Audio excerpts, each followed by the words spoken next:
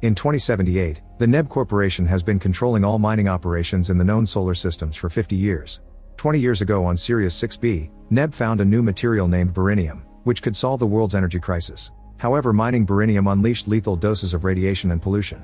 The Federation of Miners and Scientists known as the Alliance asked to stop the mining operations, but NEB answered with war. This also inspired a Cold War on Earth, but actual combat has only happened on Sirius 6B. Eventually NEB started to use nuclear bombs, which killed most of the population and ravaged the planet. A great number of miners were also killed by clouds of beryllium radiation. Now in the 10th year of war, only a small crew remains. In a bunker, some miners are gambling for cigarettes. At that moment they see something moving on the security cameras, so they take a closer look with binoculars and discover that a NEB soldier is approaching. When he's finally close enough, they don't fire because they notice that something isn't right.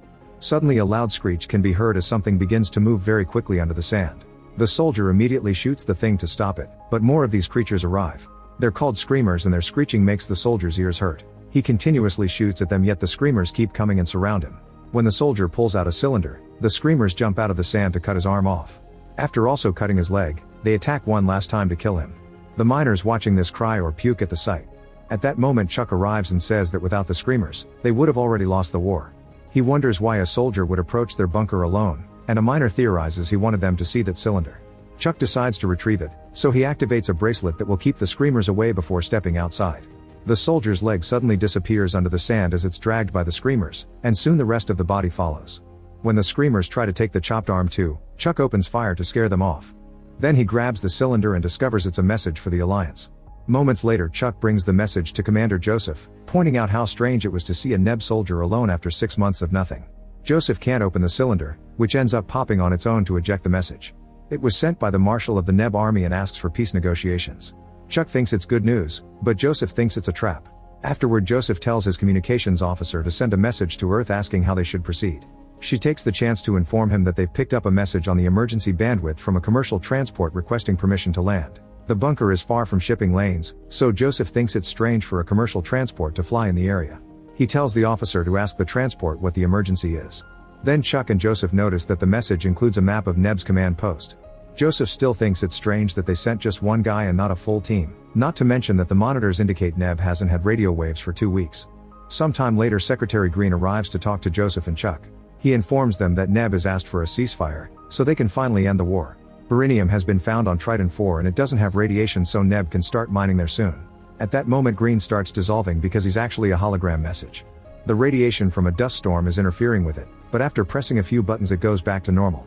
A chunk of the message was lost, so the duo only hears Green asking them to make no contact with the NEB base to avoid jeopardizing their chance. After the message ends, the duo goes to the bar and discusses the real chances of peace. Chuck wonders if Joseph will look for his ex-wife after this is over, but Joseph thinks she's probably moved on. At that moment, the crew is warned that the dust storm is coming closer, so they all light up a special red cigarette that protects them from radiation. Suddenly the building starts shaking and the lights go out as the furniture falls. The crew rushes outside and discovers that the commercial transport has crashed nearby. Some men work on putting out the fire while others enter the aircraft to look for survivors. They notice that the passengers aren't civilians, which means this isn't a commercial ship. All the people on the seats are dead, but they manage to find one survivor under the debris. Outside the aircraft, they find the word Sirius 6B transportation, which doesn't make sense because this planet has no transportation service. Then they check the cargo and are shocked to discover dozens of boxes full of weapons, including a nuclear reactor. The team manages to rescue a survivor named Ace and wants to take him to the bunker quickly because he doesn't have a bracelet. However, Ace runs back to the aircraft to retrieve something. The screamers immediately come after him, so the crew opens fire to try to keep them at bay. Unfortunately, a screamer reaches the plane and cuts a hole to steal one of the bodies. After finding his Discman, Ace tries to run away but is blocked by a jumping screamer. Luckily Joseph shoots the screamer before it can hurt Ace. Later in the bunker, Joseph studies the pieces of the screamer he shot down. This model has a new improved chip. Ace comes to see him and reveals he's a gunnery specialist. He's curious about the screamers, so Joseph explains they were developed by the Alliance on Earth to neutralize the war here. When Ace tries to touch it, he has to remove his hand quickly to avoid losing fingers. Joseph is a little worried because the data in the screamer indicates it's modified itself. When Chuck joins them, he tells Ace about the nuclear reactor and that the aircraft pretended to be a civilian ship. Ace didn't know any of that, but he does explain that all the passengers were on their way to Triton 4 to keep fighting NEB. A confused Joseph mentions Green's message, so Ace informs him that Green died 2 years ago. Joseph angrily kicks Ace out of his office before discussing the situation with Chuck, who doesn't believe Ace. He thinks that if the Alliance truly had abandoned them, they wouldn't keep sending them provisions. Joseph yells at him, asking him to accept the truth. They've been betrayed and left here to die. The Marshal probably knows this and that's why he sent the map. Joseph decides to attend the meeting and Chuck wants to go with him, but Joseph makes him the bunker leader in his absence and will take Ace instead. Afterward, Chuck gives Ace his own bracelet. He explains that the Screamers only attack living things because they can read pulse rates. The bracelet sends a transmission that makes it sound like their hearts are flatlining, although sometimes radioactivity corrodes the bracelet's terminals. Once Ace and Joseph are armed, they leave the bunker. Ace plays some music on his Discman for the duration of the trip, which has them walking through snowy areas. When Ace notices the air is terrible, Joseph explains that radiation makes it that way and gives him a red cigarette. They watch the abandoned mines from afar and Joseph points out that it used to be the most profitable business in the galaxy. Sometime later they reach the ruins of the city, which was bombed by Neb. Thousands of civilians died although the attack was supposed to be directed at the Alliance. Joseph shares that he came to this planet 20 years ago as a miner, and back then the crew worked for Neb. Eventually the crew refused to keep mining and after a standoff of 4 years, Neb bombarded the area. The crew has been hiding in the bunker since then. The story is interrupted by loud screeching. Ace turns around and watches a Screamer dragging a dead rat under the snow. He quickly opens fire and the Screamer runs away while Joseph tells him to stop. Ace wonders why the Screamers want the bodies, so Joseph explains that rotting meat gives off methane gas, which the Screamers use as fuel. The production of Screamers happens underground and the process has been automated, so they make themselves. Nobody knows how, which creeps Ace out. After walking for a while, the duo hears a noise and immediately drops to the ground to hide. They get their guns ready, only to discover a child with a teddy bear. Joseph approaches him and learns the boy is named David. He lives in the city ruins alone and says he survives eating food, but he doesn't say what kind. He also claims he survived the Screamers by hiding and asks the men to take him with them. Joseph refuses, but he gives him some food and promises to pick him up in 2 days when he returns home. However, Ace insists they can't abandon him and David keeps begging, so Joseph agrees to bring him with them. When night falls, the group rests inside an old building and starts a fire. Joseph calls the bunker and learns that they had a new arrival. The connection is weak so the call doesn't last long. Then Joseph picks up a rock and is startled when it suddenly grows limbs and a head. David laughs while pushing the harmless bug off. Later Ace tries to relax so he takes off his bracelet and connects his Discman to special glasses. A Screamer soon enters the room and Joseph has to push Ace out of the way to save it from its attack. Then he opens fire to quickly destroy the Screamer. Joseph wonders why Ace didn't hear it and checks the strange glasses, only to discover that Ace has been watching naughty movies. A furious Joseph immediately destroys the glasses and scolds Ace as he makes him put his bracelet back on. When Joseph checks the Screamer, he notices it's shaped like an animal and has an upgraded chip. The next day the trip continues and since Ace doesn't have music anymore, he talks non-stop. Eventually they reach an old refinery and Joseph tries to scan the area for enemies. Suddenly David is shot down by hiding soldiers. When the guys check his wound, they're horrified to see mechanical parts. It turns out David is a Screamer with a different kind of chip, which Joseph pulls out. At that moment David begins screeching. Ace points his gun at him and David grabs it to make him miss the shot, which causes him to lose an arm. Neb snipers Becker and Ross approach the group and explain that the Screamers have gotten smarter. They pretend to be children so the humans will take them into the bunkers, where they can kill everyone. When the soldiers accuse him of bringing David on purpose, Joseph swears he didn't know and tells them he came for the peace negotiations as he hands them the message. Becker agrees to take Joseph and Ace to their bunker, ignoring Ross' complaints. By using the vent system, they get inside the building. Joseph calls his own bunker to try to tell them about the new kind of Screamer, but there's too much interference. Once the group settles down, they talk about David and an argument ensues, so they point their guns at each other. They're interrupted by Jessica who asks them to behave and shares some whiskey. Joseph talks to her in private and learns that there hasn't been a commissary in the building for over 2 years since the Screamers started to attack. When he asks about the Marshal, Jessica tells him he must be in a command bunker with the communication satellite. She also explains that there are entire hordes of Davids, who killed most of the soldiers here. Jessica agrees to take Joseph to the command bunker but in return she wants to go back to Earth. Joseph explains that Earth has abandoned them and he can only take her to his bunker, which she accepts. Afterward Joseph reunites with Ace, who has been looking around and has found several dangerous weapons, including plutonium. However, Joseph reminds him that the Alliance doesn't use nukes. The group then gets on an elevator that takes them to the maintenance tunnels.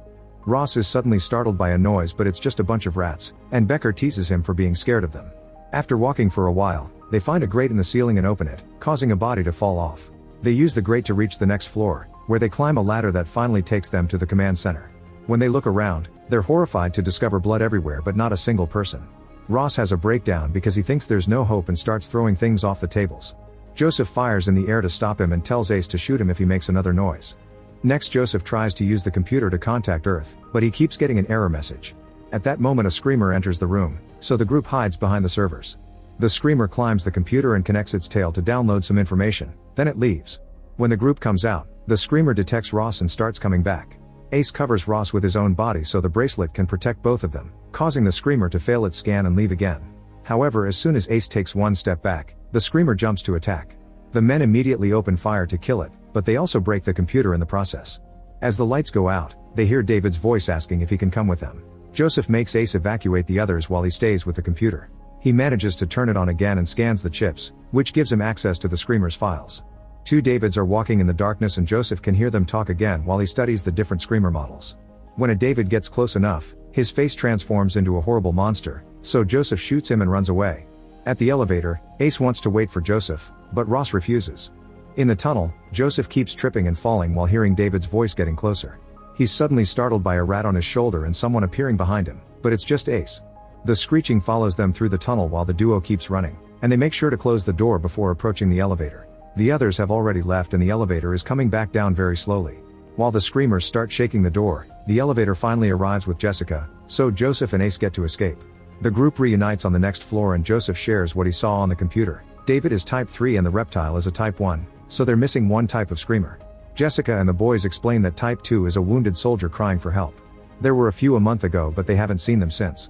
Becker remembers that type 2 doesn't have many lines of dialogue and accuses Ross of being one. When a desperate Ross is about to open fire, Becker throws a knife at his chest to test it. Ace agrees with his theory because he remembers Ross didn't drink whiskey with them. However, when Joseph pulls the knife out he finds blood, so Becker killed an innocent man. Now Jessica thinks Becker may be a screamer too and realizes she didn't know he existed until 2 days ago. Becker dares her to shoot, but Jessica can't. When the group leaves the building, Joseph tries to call the bunker to no avail.